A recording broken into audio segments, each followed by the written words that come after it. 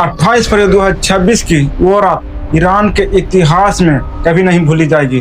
Tehran के आसमान में गूंजते धमाकों ने एक युग का अंत कर दिया। ईरान के सबसे ताकतवर इंसान जो 36 साल तक पूरे मुल्क की किस्मत लिखने वाला ये शख्स आखिर कौन था? कैसे एक गरीब घर का लड़का दुनिया की महाशक्तियों से टकराने वाला नेता बन गया?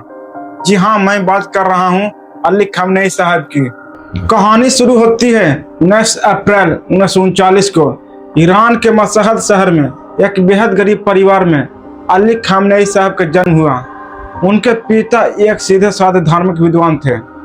खamenei खुद बताते थे कि उनके घर में कई बार रात को खाना खाने के लिए सिर्फ रोटी और चाय होती थी। वो एक ही कमरे में पूरे परिवार के साथ सोते थे, लेकिन पढ़ाई का शौक उन्हें बचपन से ही था।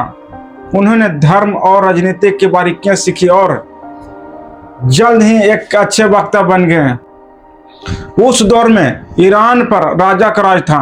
शाह चाहते थे कि ईरान पश्चिम देशों जैसा बने, लेकिन अली को पसंद नहीं आया था।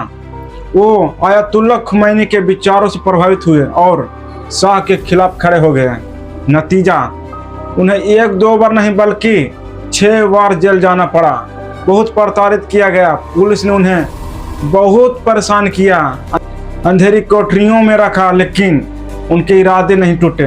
वो अपने देश को बदलना चाहते थे। 1979 में ईरान में इस्लामिक क्रांति हुई और शाह को देश छोड़कर भागना पड़ा। खamenei अब एक बड़े नेता बन चुके थे, लेकिन दुश्मन घात लगाकर बैठे हुए थे। जून 1981 में एक मस्जिद में भाषण देते समय एक रिकॉर्डर में बम फट गया। खamenei बाल बाल बचे, लेकिन उनका दाहिना हाथ हमेशा के लिए बेजान हो गया। आज भी उनकी तस्वीर में आप उनका एक हाथ क्लियर देखेंगे कि वो हाथ स्थिर रहता है। इस हमले के बाद लोग उन्हें जिंदा शहीद कहने लगे। और आया नया मोड़।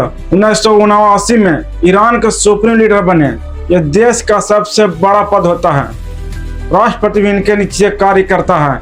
अगले 36 वर्षों तक ईरान का मतलब ही खamenei था, जो अमेरिका और इजराइल से भी नहीं डरे। उन्होंने ईरान के परमाणु कार्यकाल को आगे बढ़ाया और मिडिल ईस्ट में अपना दबदबा बनाया।